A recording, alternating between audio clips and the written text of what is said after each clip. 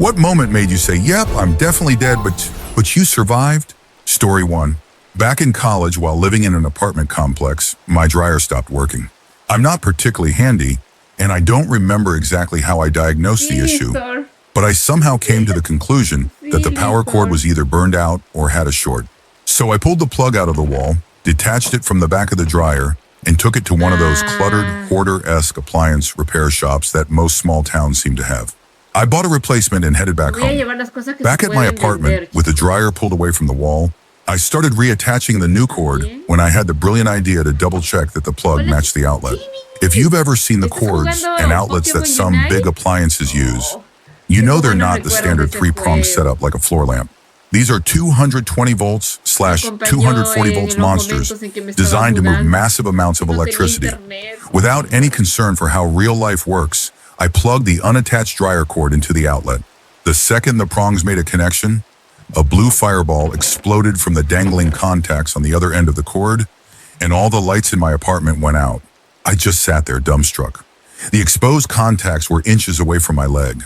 I took a moment to process the sheer level of stupidity and the fact that I probably didn't deserve to be an unsupervised adult. Once the adrenaline rush faded into full-body shakes, I called the apartment complex handyman and turned myself in. He laughed and said, "So that's why the power in the whole building went out." Okay, yes. Fantastic. An hour later, everything was back up and running, except my self-esteem. Story 2. I was riding my bicycle at a high speed, Vamos a ver si tucked se into puede the aero comprar position. comida. Si no, When you're on ya aero tendré bars, que you have to take your desfumar. hands off them to reach the brakes. As I was flying down the road, I approached a downhill turn that turned out to be steeper than I Okay. expected. Because of the porque combination of my ¿tú no lo speed, seguiste jugando the incline, and the el video? curve, I was having a hard time getting my hands off the aero bars in time. Finally, I managed to grab my rear brake, just as I went off the left side of the paved trail. Luckily, Pero es que a mí the ya no ground me beside the apetece trail jugar was por muddy, ahora en el which slowed me celular, down entonces, just enough to regain control of the porque me bike. instalé el I mobile, somehow managed to stop right in the Mobile middle of the Legends, path. I looked around, pero no lo expecting jugué, someone o to have sea, witnessed my miraculous lo jugué recovery. solamente But there was para no one. subir, So, para subir I de raised my rápido arms to the y lo sky abandoné. and, no joke, Llegué a declared, Leyenda "I'm y a lo bad abandoné. mother." Well, you get the idea. Story 3. Back in college, I was at a big house party in some rundown off-campus house. I was up on the third floor balcony with a bunch of people just hanging out. Another guy and I were leaning back against the railing, talking, when suddenly it snapped. Time slowed down. ¿Dónde era que se To this day, mejoraba I can para still remember the horrified expressions on the faces of the people around me unir esto con as I fell backward. It was about a 25-foot drop, and in that moment, I was certain I was about to die. I might have flipped, I don't know, Caramba. but I hit the ground on my back with a brutal thud. The impact knocked the wind out of me, and for what felt like an eternity, I couldn't inhale. When I finally regained some awareness, I saw my friend kneeling over me. He was in the army at the time and was already assessing me.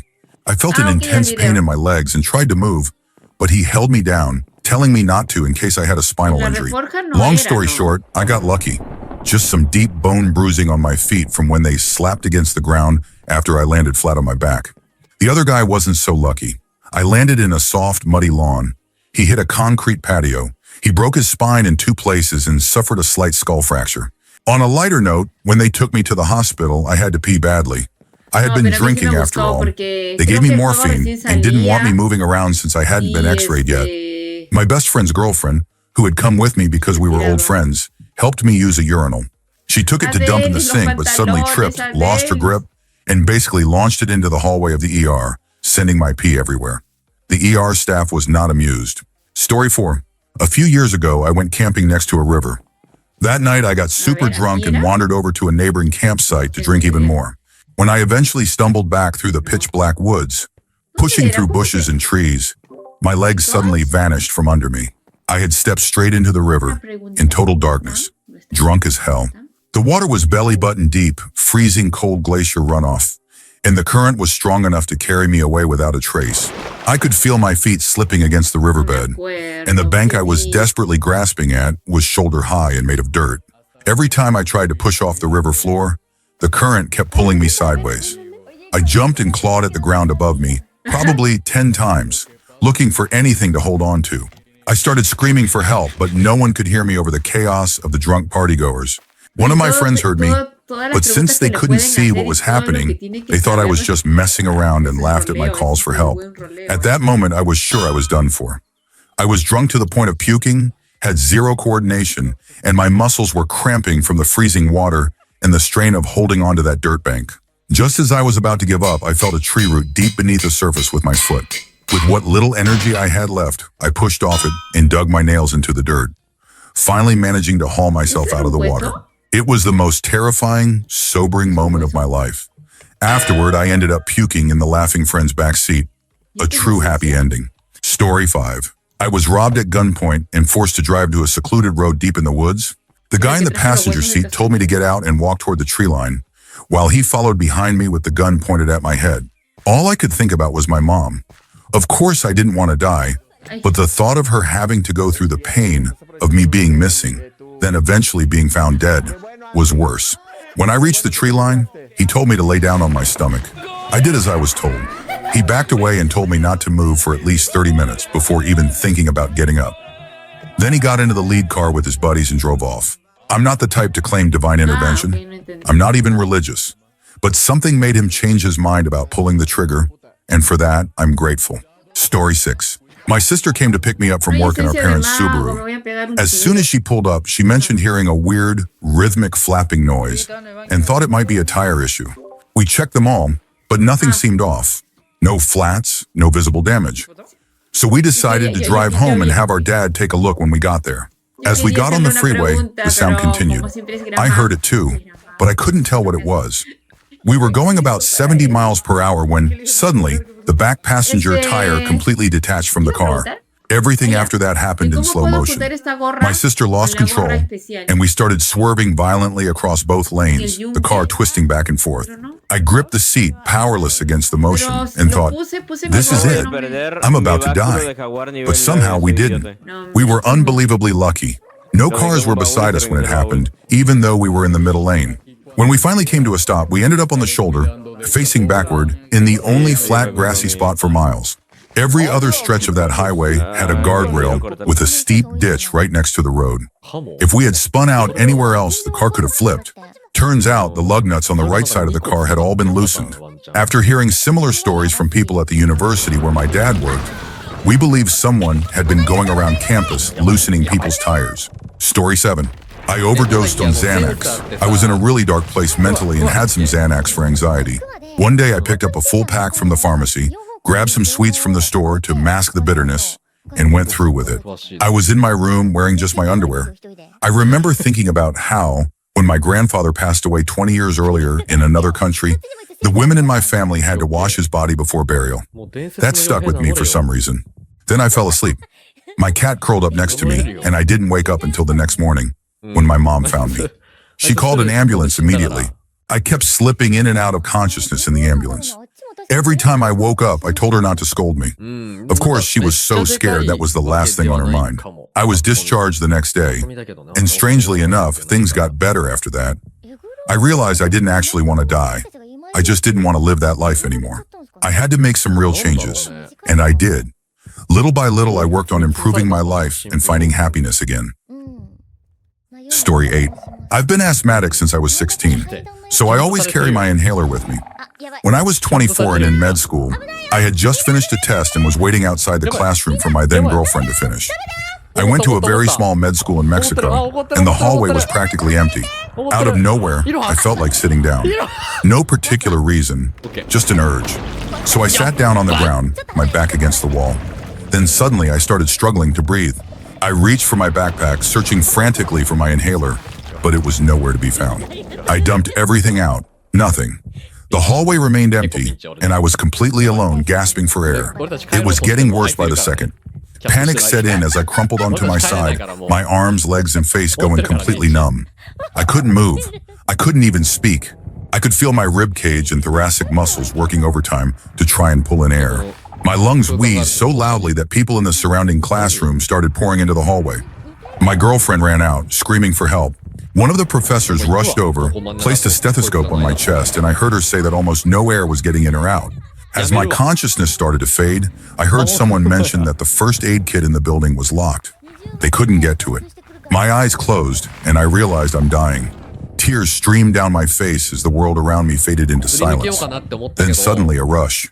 Air filled my lungs in a massive gasp. I looked down at my leg and saw a syringe sticking out of my thigh. Someone had injected me with epinephrine. I sat up dazed and saw a younger student pulling the needle out. He was a certified EMT and, by pure luck, had been carrying epinephrine that day for a class presentation. Within minutes, I fully recovered with no complications. Story 9. My dad flipped the wrong breaker while we were replacing a light switch, and I got thrown across the room. I put my dad's truck on 2 wheels while taking a sharp corner because a cigarette landed on the seat right behind me. I fell off a 3-story log cabin frame onto gravel. I was chased down by a bull, and at the last second, my dad yanked me over the cattle gate, right as the bull crashed into it, denting the metal. I overdosed on a mixture of alcohol and Adderall. I fell out of a moving car while going 25 miles per hour while driving. I fell through the ice while fishing with my dad. A friend of mine almost drowned me in a lake when our canoe flipped. He couldn't swim, so I had to save him instead. I've been accidentally set on fire multiple times. Oh, and my brother intentionally threw me into a bonfire once. I think that's all of them, but I might be missing 1 or 2. Story 10. I once drove a Nissan Micra off a dirt road and into the woods at around 100 kilometers per hour. Somehow I barely cleared a massive rock, possibly helping the car hop further, and shot between trees, finally stopping about 25 meters deep into the forest. Also, there was a 40-kilogram shepherd dog in the car with me. When we crashed, the force of the impact sent the dog flying into my back, breaking both the seat and my seatbelt, making it completely useless. Because of that, I smashed my head into the windshield, cracking it. Honestly, it didn't even feel that bad. Even the dog was totally fine. But the physics behind it? That was shocking. Just the force of the dog hitting my back was over 800 kilograms, not even counting the car going from 80 kilometers per hour to a dead stop. All I walked away with was a bloody scratch on my forehead. The cops had a hard time believing what happened. Story 11. I was driving on the interstate, going about 85 miles per hour, with a concrete barrier to my left and an 18-wheeler to my right. Then my car started hydroplaning. For 10 to 15 agonizing seconds, I had zero control. The car wouldn't stop skidding, and no matter how hard I gripped the wheel, it kept trying to point toward either the concrete barrier or the truck. I was screaming. Eventually, the car came to a stop, facing oncoming traffic about a quarter mile from where the hydroplaning started. And then there was the time my plane was struck by lightning. It fried the onboard circuitry, and we had to make an emergency landing. Luckily, there was an airport within 10 minutes of us, because from that point on, it was a straight descent. Story 12. In 2018, Anchorage, AK, and the surrounding region experienced a 7.1 earthquake. I was living in a 3rd-story apartment in a cheaply built building on the edge of Baxter Bog, getting ready for work when it hit. The shaking lasted for minutes, and I had just enough time to dive into the small space between my bed and the wall. But I immediately regretted that decision because I was effectively pinned, my body wedged in so tightly that I had no wiggle room. Lying there on my side, my cheek smashed against the mattress, I was convinced this cheap building was about to slide straight into the bog across the street. I had enough time to contemplate life. At one point, a particularly violent stretch of shaking triggered a montage of memories flashing before my eyes. I even chuckled, picturing my body being discovered centuries from now, perfectly preserved in mud, looking like Peter Griffin when he falls on his face. Or worse, like Tom Segura attempting that ill-fated dunk. 'Tis a silly universe. Thankfully, Anchorage has strict building codes designed for earthquakes, and despite this one being among the most powerful in U.S. history, no one was killed. Still, my workplace didn't seem too impressed. I was actually written up for not showing up to work that day. Story 13. Back in the early 90s, I worked for a towing company. Part of our response area included a stretch of interstate that required special permits to operate on. It was somewhat exclusive, but the trade-off was brutal. Failing to respond within 30 minutes meant heavy fines or even losing the permit entirely. Basically, no matter the time or weather, if a call came in, you went. Most calls were routine. Hook the car, tow it, move on.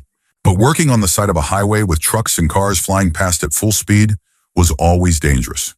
There were no move-over laws back then. One call took me to a car that had broken down right next to a guardrail. There was barely any room to work. I did as much as I could from the passenger side of the tow truck, but to finish securing the vehicle to the flatbed, I had to step onto the driver's side. I was just tightening the last strap when I saw a truck approaching in my peripheral vision. He gave me room, but the truck behind him, he had no idea I was there. He wasn't doing anything wrong. It was just one of those blind spots where he couldn't see beyond the truck in front of him, and he wasn't tailgating. As they passed, the first truck veered slightly, giving me a decent berth. The second truck held his line. I flattened myself against the flatbed as much as possible, and in that moment, my entire life flashed before my eyes. That truck driver saw me at the last possible second and swerved, but to this day, I have no idea how he didn't hit me. It was so close that my shirt tails got caught on some part of the truck, ripping my shirt and yanking my hat clean off my head. It took me 2 or 3 hours to fully process what had just happened. I could have died right there, and the driver might not have even realized he had hit me. After that, I spent years working on roadways in heavy traffic, but I never took another risk. Every time I parked my vehicle at an angle, at least 100 feet back, with the wheels turned away from me. I set up flares a few hundred feet behind me, wore a safety vest, and took every possible precaution. But the strangest part of all, even 30 years later, I vividly remember that life flash. It was real. So many moments from my life rushed through my mind in what was probably less than a second, from the moment I first sensed danger to when it was over. I've always wondered if anyone else has experienced that and what it was like for them. Story 14. The brakes on my bicycle failed at the worst possible moment. I was on a 2-day expedition with the scouts, carrying a full pack of gear on my back, weighing me down. Just as I reached the crest of the largest descent of our entire route, a brutal 16% gradient lasting a quarter mile, ending in a sharp U-turn at the bottom, my brake pads burned out completely. By the time I realized they had failed and weren't just covered in mud, I was already going too fast to stop.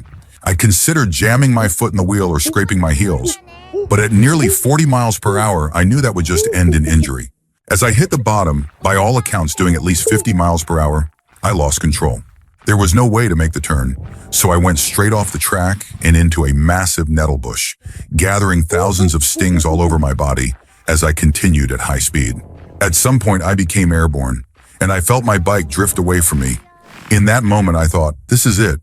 Next thing I knew, I opened my eyes and found myself tangled in tree branches at the bottom of a ditch. My bike was suspended above me, about 3 feet up, also caught in the branches. My friend called down, "Are you okay?" I wriggled around to check. Aside from the fiery burn of what felt like a million nettle stings, I was miraculously fine. They helped drag me out of the ditch, and we stared in shock at the distance I had traveled. I had smashed through branches as thick as my arm, head first apparently. Thank God for my helmet. My pack had broken my fall and probably saved my spine. That was one very lucky day. I didn't ride a bike again for a year after that. Story 15. I went cliff jumping, hit the water badly, and heard a massive crack. For a few seconds, I couldn't feel anything. As I floated deep underwater in eerie silence, I genuinely thought I had broken multiple bones. Or worse, my back. I started wiggling my toes one by one, then my legs and arms. Everything seemed to be working. Relieved, I swam to the surface. But as I started making my way back to shore, my legs began to ache badly. Within moments, they hurt so much I couldn't use them at all. I had no choice but to swim the entire way back, using only my arms. When I finally reached the shore, I could walk again, but the pain was brutal. Turns out I had hit the water in a semi-seated position, and the backs of my thighs had impacted the surface like it was concrete. I walked away with some seriously impressive bruises, but no other injuries. Story 16. In high school, just after the school year ended, I was at a friend's house about 45 minutes from home. I left about 20 minutes before my curfew, which meant, of course, I was speeding. Not anything insane, but still pushing 60 miles per hour in a 45 zone on a back road. It had rained earlier, so the road was damp, but not overly slick. Everything was fine until I saw a sign that said 25 miles per hour and realized the road had a sharp left jog ahead. It wasn't a huge curve, but I panicked and slammed on the brakes. The car immediately turned sideways.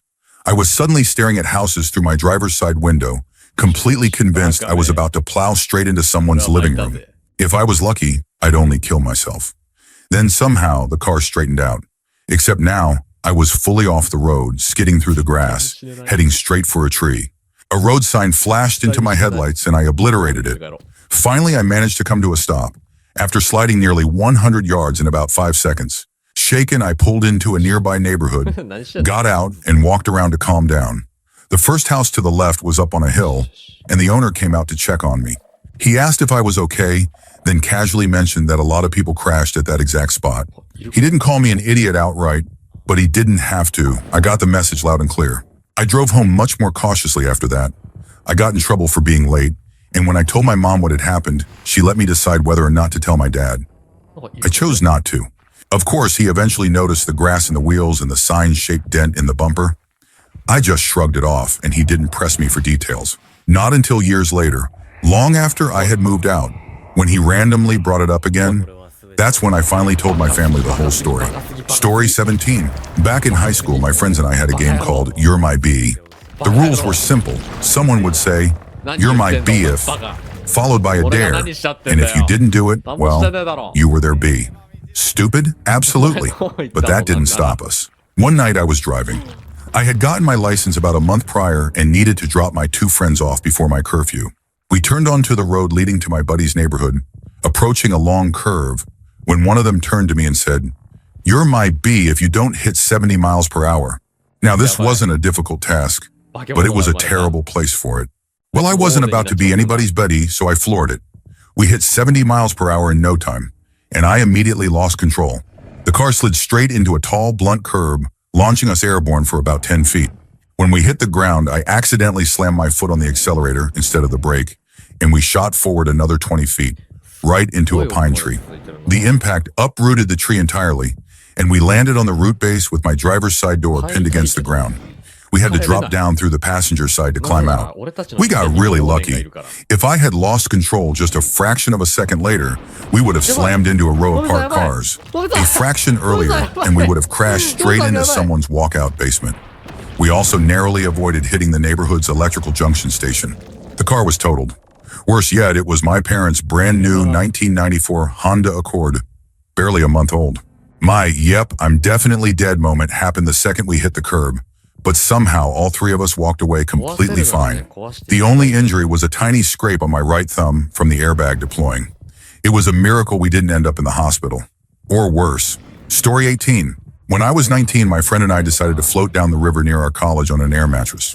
We didn't have any inner tubes, so we figured it would work just as well. It did not. We planned to get out before going under the bridge, because the current there was insane. Kayakers used it to practice their balance, and there was a massive rock slab along the bank that jutted dangerously far into the river. The last thing we wanted was to get caught in that mess. But as we tried to paddle toward shore, the current yanked us back. Before we could react, we were sucked under the bridge. The waves folded the air mattress in half, flipped us over, and swallowed us beneath the water. The current was brutal. We thrashed around, completely submerged, just fighting to surface. For a few terrifying seconds, I had no idea which way was up. When we finally broke through, gasping for air, we realized something horrifying. We had been pulled completely under the rock embankment. Somehow, instead of getting smashed against the rocks, we had shot through and resurfaced farther down the river, miraculously unharmed. As we caught our breath, we noticed dozens of people staring at us, some from the bank, others from the bridge, watching the 2 idiots who had almost gotten themselves killed on an air mattress. Story 19. In 2012, I was at a friend's house with a girl I was seeing. There were about 8 of us there, some of whom lived in the house. One of the guys who lived there was a well-known drug dealer, mostly selling weed, but also dealing in other substances. We all knew this, and some of us even worked with or for him. Another guy who had recently moved back from a nearby city was out on bond for drug distribution charges. He had a lot of connections and routinely transported material for sale. At the time, a nearby associate had recently been robbed and beaten. So the general rule was that both the front and back doors stayed locked unless someone was coming or going. At some point, a friend asked if I wanted to step outside for a cigarette. I said no, since I didn't want to turn off the girl I was with. He got up, exited through the back door, and walked around to the front to smoke. He left the door unlocked. None of us noticed, until a few minutes later when the back door flew open. 3 or 4 masked men rushed into the house with guns drawn, ordering everyone to the ground. At first we hesitated, until one of them pistol whipped a friend sitting across from me and the girl I was with. That was enough. We hit the floor. I shielded the girl by lying on top of her. The intruders kept demanding to know where the drugs were.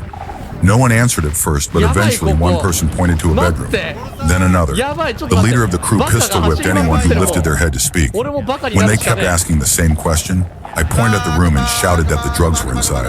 I got pistol-whipped once, but one of my friends who was lying in the middle of the room wasn't so lucky. He was the easiest target. and they kept beating him over and over. Then a gunshot. While assaulting my friend, one of the guys accidentally pulled the trigger. The bullet struck my friend in the back, piercing his heart. He died instantly. For a few seconds, we all thought we were next, but then silence. When we looked up, the intruders were gone. They had fled. They were caught later. The shooter was only 17 years old. He got 50 years in prison. The other 3, a little older, each got 20. Story 20. When I was 13, my dad, older brother, nephew, and I went fishing at a reservoir in Utah. It was February, meaning it was cold as hell, probably around 20 degrees Fahrenheit. We were out on this rickety little boat in the middle of the lake, freezing our asses off, and hadn't gotten so much as a bite all day. My dad, being the jokester he was, decided to cast his line backwards over his head, just to switch things up. Within a minute, his fishing pole bent hard. He had hooked something big. My dad was a big guy, around 250 pounds, and in his excitement, he stood up in this tiny, unstable boat to reel it in. That was all it took. Within seconds, the boat flipped, sending all 4 of us into the frigid water. We were hundreds of feet from shore. The moment I hit the water, my body locked up. My muscles froze instantly. I couldn't even move. I was in shock, completely paralyzed by the cold. Thankfully, my dad and brother grabbed me and dragged me to the overturned boat, where we hung on for dear life. But the reality was setting in. Hypothermia was about to kick in fast, and if we didn't drown first, the cold would kill us within minutes. Then, by some miracle, a man on a motorboat saw us capsize and sped over to help. He pulled us out of the water and took us to shore, right near where our car was parked. My nephew and I sat in the car, stripped down to our underwear with the heat cranked all the way up, while my dad and brother gathered what little we could salvage before we left. We were shaken and terrified, but alive. If that man hadn't seen us flip and come to our rescue, I know we wouldn't have made it. Story 21. I went hiking alone in the Smoky Mountains while on a business trip. Traffic was terrible, so I got there later than planned and only had 1 bottle of water. I had never been there before, but I'd done plenty of hiking, so I wasn't too worried. At the turnaround point, I felt great, so instead of heading back, I kept going. By the time I reached the top, the sun had started to set. I was exhausted, dehydrated, and clumsy from fatigue, but I tried jogging anyway. That's when I felt myself falling, right at the edge of a cliff. By some miracle, there was a wire fence around the mountain. I grabbed onto it just in time, and it saved my life. Not only would I have likely died from the fall, but even if I had survived, no one would have found me for at least a day. If I had been knocked unconscious, they might not have found my body for a long time. Lesson learned: don't hike alone in an unfamiliar place without telling anyone where you're going. I also rolled my ankle on the way back, but luckily I was close enough to the car by then. Story 22. One day I had a massive headache, and then I went blind for about an hour. I casually mentioned it on Reddit, and people freaked out, telling me to get to an ER immediately. I called my doctor instead, thinking they were overreacting, but he freaked out too. He told me he was faxing the hospital to expect me, and that I needed to get to the ER right now. When I arrived, the nurses were casual at first, until they found out why I was there. Their faces went pale. Within minutes, everyone had me convinced I was about to drop dead from a massive stroke. So I spent the entire day and evening, until about 1 a.m. sitting in waiting rooms, getting blood drawn, CAT scans, and a bunch of other tests. The whole time, everybody was treating me like this might be my last day on earth. And yet, it was also the most boring experience of my life. It was like someone saying, "Hey, you're about to die. Now sit here and wait for the bus for 6 hours." There was nothing to do but sit there and contemplate imminent death. And I guess I made peace with it. Honestly, I can say I'm ready. My father-in-law passed away recently, and it made me realize I don't need to accomplish anything else. If I died today, it wouldn't be a tragedy. It would just be my time. That said, I love living, and I'm in no rush. But every day feels like a bonus. Oh, and the bottom line? It was just a freak migraine. I've never had a migraine before or since, which is why everyone was so worried. Story 23. IED Afghanistan, 2013. I had just turned 20. We were rolling through the middle of nowhere, somewhere between FOB Leatherneck and Dwyer. No roads, just sand and camels. I was in the lead vehicle, sitting on the ring of my turret, super exposed and smoking a cigarette. For the record, don't do that. Smoking and sitting on top of a turret both kill. We reached a wadi, a dried-out riverbed, and I finally got back inside the turret like a good soldier. The whole place stank, but we pushed forward. Then boom, the truck behind me disappeared in a cloud of dust. And all I heard was nothing. Explosions that big are weird. There's so much stimulus that your brain just shuts off. I can't even tell you what it sounded like. But I can tell you what it felt like. Like standing in front of a leaf blower, but colder. The shock wave pushed back all the fluid in my face, and tiny bits of debris stung my skin. The truck behind me, about 100 feet away, had hit an IED. Thankfully, they had a mine roller on the front of their vehicle. It wasn't there anymore, but they were okay. As for me, the IED was packed with shrapnel, but none of the flying debris hit me. The little stings I felt were just sand and rocks. When root clearance showed up, they swept the area. Turns out the reason the wadi smelled so bad was because the debris littering the ground, that was what was left of a camel. It had stepped on another, much larger IED. For years, I kept thinking about it. Every time I saw a red light camera flash in my rearview mirror, I'd have a moment. But now, I'm good. That day changed my entire outlook on life. Because in so many other scenarios, my ticket would have been punched. And since then, every single day has felt like a gift. Story 24. I was riding snowmobiles with my best buddy when we were much younger. I had almost no experience with them. And the one I was using was an older model with the skis set really close together, making it super tippy. We were tearing through the trails, him behind me, both of us laughing and having the time of our lives. Obviously, since I was in front, I wanted to go faster than him. That's when we hit a section of the trail with a sharp turn, way sharper than I could handle. I cranked the steering hard to the right, but instead of making the turn, I got launched into the air at full speed. In that split second, I noticed a downed log up ahead, covered in sharp, jagged branches sticking out in every direction. I was flying straight toward it. For sure, I thought I was about to get impaled.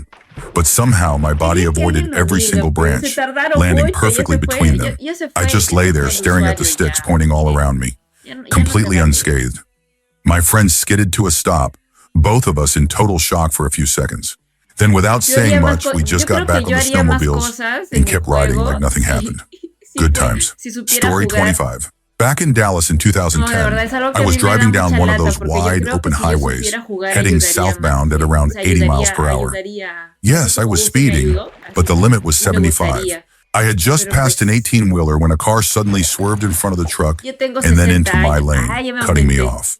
I reacted instantly, jerking my steering wheel left toward the shoulder to avoid being hit. But I overcorrected, way too hard, and lost control of my car. The highway divider wall was now directly in front of me, so I swerved back the other way, right into the path of the truck I had just passed. Panic kicked in, and I swerved again. But this time, I was headed straight for the guardrail. At this point, I let go of the wheel and just screamed, thinking, please, just hit something so this spinning stops. My car spun out of control, whipping back and forth like a rag doll. It felt like forever, but in reality, it was probably just a few seconds. When everything stopped, I realized I was now facing the wrong direction, sitting smack in the middle of the highway. Through my windshield, I saw 4 vehicles, 2 18-wheelers and 2 trucks, completely stopped in the road, waiting for me. They had held up traffic to avoid hitting me. I hadn't hit anything. Not the car that cut me off, not the truck, not the divider, not the guardrail, nothing. My little white 2009 Toyota Yaris was completely untouched. I sat there gripping the wheel, my heart pounding, and let out the deepest breath of my life. Then I slowly turned the car around and kept driving. As I passed the other vehicles, some drivers waved or gave me a thumbs up. I smiled back, but inside I was still in full-blown panic mode. Story 26. When I was around 12, I was visiting my uncle's farm.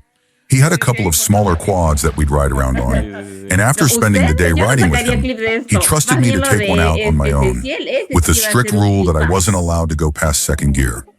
Of course, the second I was out of earshot, I gunned it. Now, my uncle raised cows, and to keep them in certain pastures, he used movable electric fences, just a single 1/8-inch wire stretched 300 meters across, held up by white plastic supports spaced about 50 meters apart. I was heading back toward the house as the sun started setting, absolutely ripping across a field in 4th gear, full throttle. Then at the last second, I saw the wire. I instinctively stood up and slammed on the brakes, but it was too late. The wire caught me right across the stomach and launched me off the quad. For a split second, I was suspended in the air, and I swear the wire stretched back like a slingshot. I had just enough time to think, this is how I die, before it catapulted me a full 20 feet backward. I landed hard, but miraculously wasn't hurt. The ride back was very slow and very careful. Didn't go past second gear. Story 27. When I was 19, I was driving to the airport at night to pick up my dad. I was cruising down the highway at about 65 miles per hour when I came up behind an old Honda Odyssey going 40 miles per hour with its hazards on. Since the speed limit was 65, I figured I'd just pass it. As I pulled into the left lane to overtake, I suddenly noticed sparks flying in the road ahead. A second later, the van's front wheel, rim and all, detached and shot straight into my lane. I had maybe a split second to react. I slammed on the brakes, but it was too late.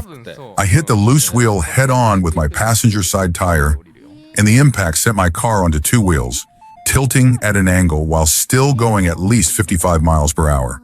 For a terrifying 3 seconds, my car was practically on its side. I kept thinking, oh, this is it. I'm gonna flip.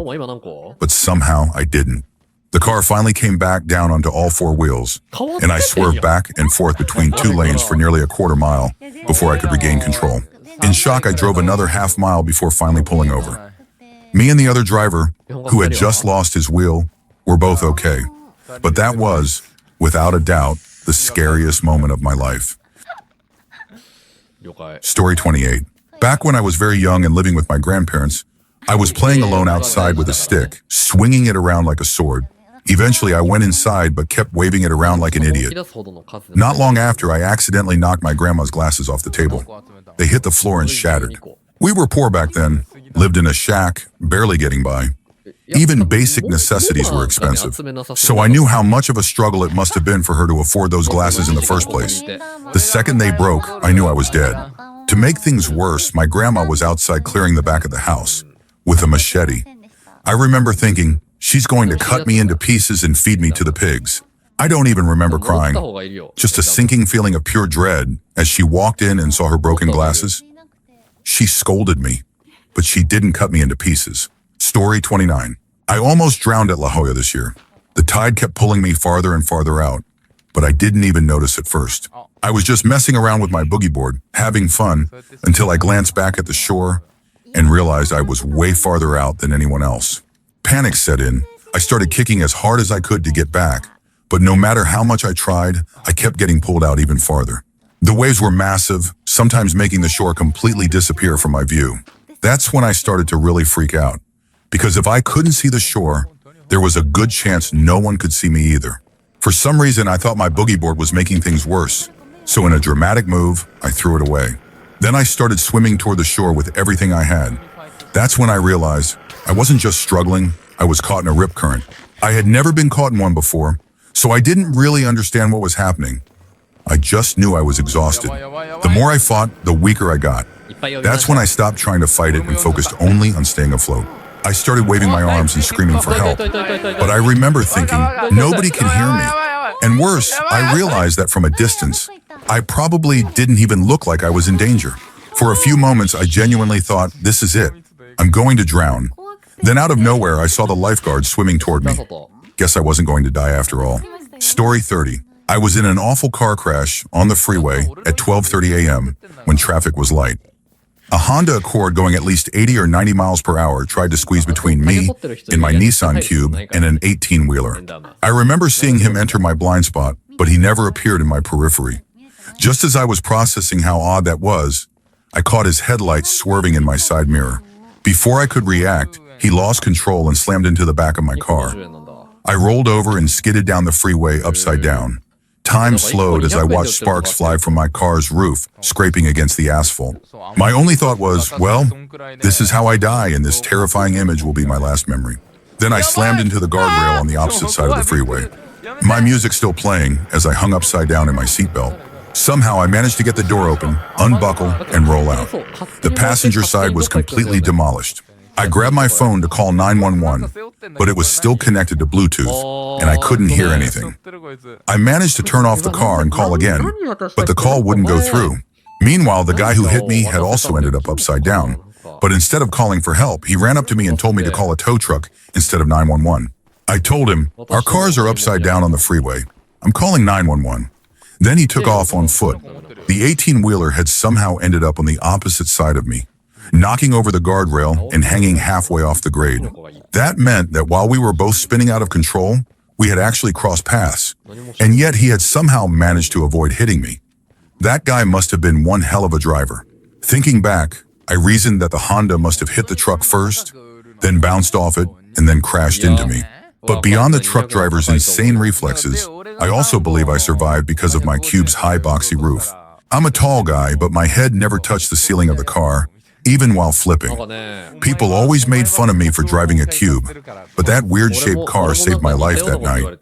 The insurance nightmare that followed was a whole different kind of disaster. But that's a story for another day. Story 31. Before my first chemotherapy treatment, my doctor warned me about a rare side effect that could trigger an allergic reaction, and in very rare cases, even be fatal. I shrugged it off. What else could I do? Fast forward to the actual treatment. I was hospitalized and my dad was sitting beside me. The nurse plugged in the IV and started the treatment, then left the room. About 15 minutes passed. Everything was fine, so my dad stepped out to grab a drink. Another 10 minutes went by, and I started to feel nauseous. I brushed it off as a normal chemo side effect, until within seconds, the nausea exploded into something far worse. A crushing pressure built up in my skull, my vision tunneled, and I could barely breathe. That's when it hit me. This is it. This is the reaction they were talking about. I had just started treatment, and my dad was going to walk back in to find his son dead on the floor. Goodbye, world. Then suddenly the nurse sprinted into the room and shut off the IV. Instantly, all the symptoms disappeared. Turns out it wasn't the rare, deadly reaction at all. It was just a known side effect that feels like you're dying, but isn't actually dangerous. The doctor later apologized for not warning me beforehand, practically giving me a heart attack for no reason. Story 32. I was attached to a submarine that was sinking at night, with no working air systems, and no one realized there was a problem. The sub dropped down to about 40 feet, while I was stuck hanging above it, tangled in multiple air and communication lines. As I struggled to free myself, I felt my vision starting to gray out, tunnel vision creeping in. I knew I was running out of time. Desperate, I pulled myself down the tangled lines back to the submarine, reaching in blindly for a regulator. I knew all the air systems were dead, but I was hoping, just hoping, that there was some residual air left in the lines. Pure luck. My hand landed on the regulator for a spare pony bottle. I got it in my mouth just before blacking out. When I came to, I was still hanging above the sub, the pony bottle dangling below me, my mouth clamped onto the regulator mouthpiece. My dive buddy had surfaced because he had missed everything while doing his pre-dive checklist. He didn't see me when we hit the bottom, assumed I had ditched him, and went up. Meanwhile, the surface support crew just thought I was still diving as usual. After my buddy surfaced and I didn't, they waited another 4 or 5 minutes before sending a rescue diver down. By the time they got to me, I was done, mentally checked out, ready for early retirement. But instead, they tied a rope around my waist and sent me back down solo to retrieve the submarine. Story 33. I was driving home after Christmas, a long snowy drive, about 4 hours of it. Then suddenly the weather cleared up. The roads looked fine, so I sped up to around 80 kilometers per hour. Then I hit a patch of black ice. My car started spinning. I had just passed over a bridge when I lost control, and now I was headed straight for a rock face on the side of the road. I had just enough time to think, I'm either dead or seriously injured. Then somehow my car changed direction.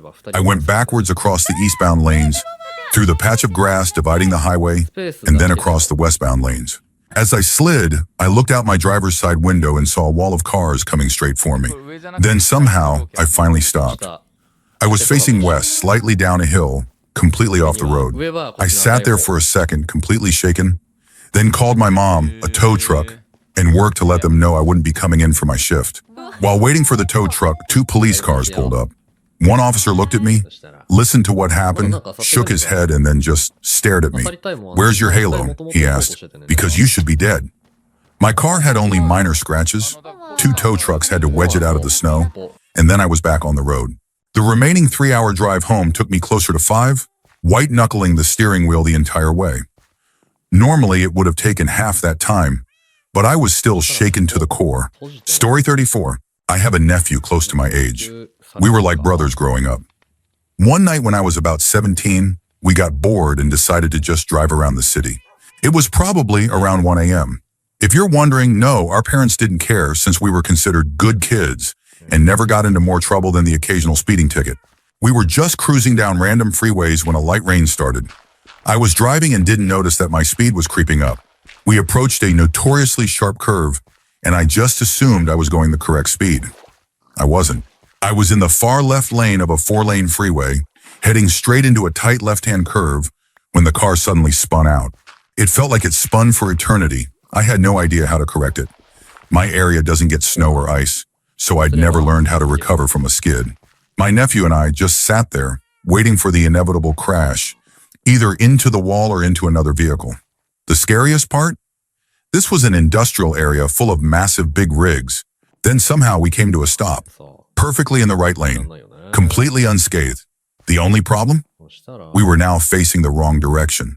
We sat there in stunned silence for a few seconds, processing what had just happened. Then out of nowhere, we both burst into uncontrollable laughter, probably harder than I've ever laughed in my life, even decades later. We swore that nobody would ever hear about what happened. Well, the adults never heard the story, but there was no way we weren't telling our friends. Story 35. I hydroplaned on a limited access highway, basically an interstate, but in a more rural area, while going about 75 miles per hour. I lost control almost instantly and spun in a full 540-degree turn, sliding from the right lane across the left lane and straight down the embankment on the side of the road. The only reason I had a relatively soft landing? Pure dumb luck. There just happened to be a giant pile of mulch sitting there, which my car slammed into. If that mulch hadn't been there, I would have gone straight into a tree. And worse, there were a few thick branches sticking out right in the path my car was headed. If I had hit them at that speed, I could have easily been impaled or, at the very least, seriously injured. Instead, I walked away without a single scratch. Some good old boys in big trucks happened to be driving by, I'm from the South, and they pulled over to check on me. They offered to call for help, but I was just standing there completely in shock at how I had somehow gotten out of that without a single injury. I was 100% sure I was dead while I was spinning. So yeah, don't drive that fast when it's raining. It's dumb. I was dumb. If the speed limit is 70 and the roads are wet, you shouldn't be going 5 over. You should be going 10 under. Story 36. I was riding my motorcycle through a field on some property my dad owned, really moving at a pretty good clip. The land wasn't completely cleared yet, but I didn't realize how much of an issue that would be until it was too late. Thick grass covered everything, hiding the fact that an old barbed wire fence had been knocked down but never removed. At one point, a loose section of wire had formed a slack loop about a foot or two off the ground. Somehow, I perfectly caught this loop around my brake pedal. From my perspective, I was cruising along at high speed, and then in an instant, my bike was just gone, completely ripped out from under me. My body, however, was still going full speed. I had just enough time to think, what the hell just happened? Before I slammed into the ground and started rolling. Miraculously, I got up with just a few scratches and scrapes. I got incredibly lucky there was no stationary object in my path. No tree, no stump, no fence post, no rock. Nothing that could have stopped me much more violently. When I walked back to my bike, I saw that the brake pedal had been yanked so far backward that it was touching the exhaust. Somehow, despite all that force, my foot was completely fine. I still have no idea how that happened. My best guess is that I must have been repositioning it at the exact moment the wire caught, but I don't remember that part clearly. All I know is that the wire grabbed my bike, not my leg, and for that I'm very grateful. Story 37. I was out skiing, taking it very slow because the weather was even worse than I expected. The fog was so thick I could barely see anything, and the ice made everything treacherous. Then, of course, I slipped. Instead of falling like a normal person, my body decided it would be a great idea to launch me headfirst down the mountain, on my back. The moment I hit the ground, I heard a crack. All I could see above me was pure white fog. I was lying there, head pointing downhill, thinking, shish. I tried to lift myself up, but I couldn't move my head. Panic set in instantly. Did I just break my neck? Was that crack a vertebra snapping? I refused to believe this was happening. Out of pure instinct, I tried wiggling my big toe, something I do to snap out of sleep paralysis. It moved. Okay, maybe I'm not paralyzed. I moved my arms, then my legs. Everything seemed to be working fine, but when I tried to lift my head again, nothing. By this time, my parents had noticed my fall and crawled back up the mountain to help me. They got me on my feet, and surprisingly, I was able to make my way down, very carefully. My neck felt stiff, but I could turn it left and right, so I figured I was okay. Back at the hotel, I decided to lie down for a bit. Then when I tried to sit up, I realized something horrifying. I couldn't. I literally couldn't lift my own head. The only way I could sit up was by holding my head in my hands like a giant, creepy baby whose neck muscles hadn't developed yet. We eventually went to the hospital, where I found out I had massively overstretched the muscles and tendons in the front of my neck. They were so strained that they physically couldn't lift the weight of my own head. The adventure didn't stop there, but this story is already long enough, so I'll spare you the sequel. Story 38, Labor Day 2000. I was the only one in the house who had to work and needed to be in before dawn. My truck was a stick shift that leaked oil, a detail that would become important soon. I got in, cranked it, then noticed the dashboard lit up, indicating it needed oil. So I shut it off, popped the hood, and stepped out. That's when I realized two very important things. First, my truck was parked on an incline. Second, I had already taken off the parking brake and never put it back on. The truck started rolling backward. I was wearing boots, and in a split-second decision, I figured I could jump back in and push the brake down. Bad call. I slipped, one foot got stuck under the brake pedal, and my other foot, which had been on the ground, was now in the air. My boot was wedged tightly, too snug to pull free. The next thing I knew, I was upside down, being dragged across the yard with my face just inches from the front driver's side tire. At that moment, I had a new, much more urgent realization. The truck was headed toward one of two places, the ditch in front of my house or the gully across the street. Both were full of water. Worse, the sides were steep, uneven, and lined with jagged rocks that would break me apart if I hit them. I was either going to be dislodged and run over or knocked unconscious by the rocks and drown. Then just as suddenly as it all started, the truck hit a bump in the yard. The jolt simultaneously released my foot, lurched the vehicle slightly to the passenger's side, and bounced it just enough that the front tire only barely grazed my arm before rolling on. It kept moving until one of the wheels dropped into the ditch and stopped cold. The whole thing lasted maybe 5 seconds, but it felt like a lifetime. Afterward, I did what any sane person would do. I grabbed my cigarettes and the oil from the cab, stood there shaking as I smoked, topped off the oil, and then drove to work. I'm here, because bills don't care if you almost die. They just care that they get paid. Story 39. My husband and I were driving to the California coast, taking a road we'd never been on before, that wound through the coastal mountain ranges. As we reached the top of a mountain, I casually mentioned how far the drop was, at least a few hundred feet, no trees, no guardrail. My husband turned his head to look. Then I noticed the car slowing and drifting into the opposite lane. I looked over and realized he was having a seizure. I started yelling, but of course, he wasn't responding. The car continued drifting toward the cliff, and for a moment I thought, well, at least his foot's off the accelerator. Then the seizure intensified, and his foot slammed on the gas. We were going straight for the edge. I grabbed the wheel and yanked us in the opposite direction, toward the mountain.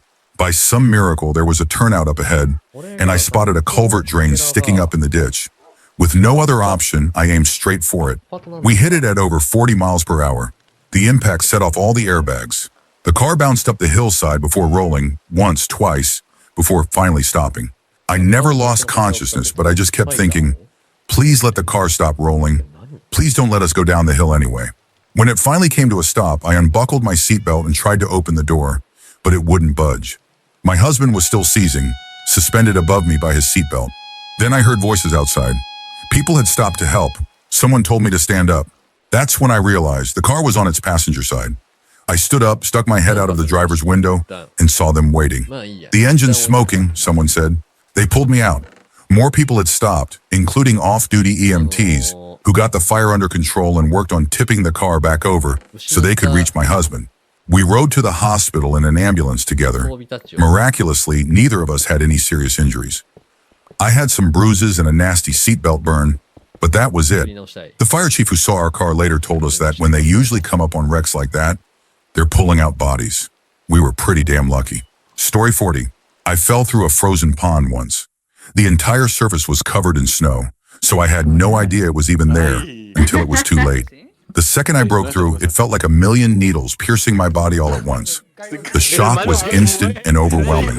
I tried to swim upward, but my clothes were dragging me down, making every movement harder. Worse, I hadn't even taken a breath before I fell in, meaning no oxygen was getting to my brain. Panic set in. I was alone. No one knew I was there. For a brief moment, I thought about giving up, but then my survival instinct kicked in, and I started fighting even harder. Somehow, I managed to get my hands above the water and clawed at the ice. That's when an ice fisher nearby saw the splashes. Turns out, I had fallen into a common fishing spot. He rushed over, grabbed one of my hands and pulled me toward the edge of the hole I had created in the ice.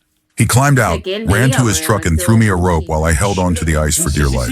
I gripped it tight as he towed me out, inch by inch, until I was finally back on solid ground. He probably saved my life. I don't even want to think about what would have happened if I had gone under.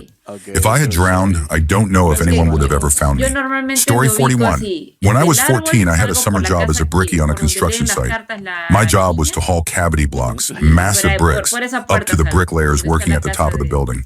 These bricks were delivered by the hundreds, and it was my job to make sure they got where they needed to go. One Thursday afternoon, as I was carrying bricks up the scaffolding, I stepped onto one to give myself extra height and make lifting them easier. That was a mistake. The brick shifted, and before I could react, I was pitched into the air. I was over 4 stories up. As I fell, I hit a plank about halfway down, which barely slowed my descent.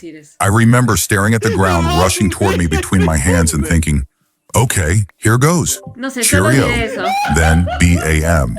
I opened my eyes and saw a block on the ground just inches from my face. If I had landed a little differently, that thing would have caved my skull in. I lay there for a second, gingerly wiggled my fingers. They moved. Wiggled my toes. Those moved too. Slowly I stood up.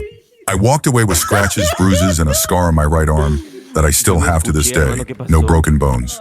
And somehow I was back up on that scaffolding, working the following Saturday morning. Story 42. I was in a car crash with 4 other friends during university. We were driving back from a trip to some islands in a small, absolute beater of a car. I don't even think any of us were wearing seatbelts. We were on the highway, probably speeding, when the guy driving fell asleep at the wheel. I still remember my friend in the front passenger seat poking him awake as the car started drifting. The driver jolted awake, panicked, and jerked the steering wheel way too hard. He lost control completely and the car spun out. I can still picture it in slow motion. One thought after another ran through my head. Oh crap, we're going to die. Then this is really how it ends. Finally, the worst thought of all, my mom is going to be devastated. Then it stopped. We had smashed into 2 other vehicles while spinning, but somehow none of us were hurt. The worst injury? A smashed phone in my friend's pocket. But he was fine. We were all fine. I still can't believe how lucky we got.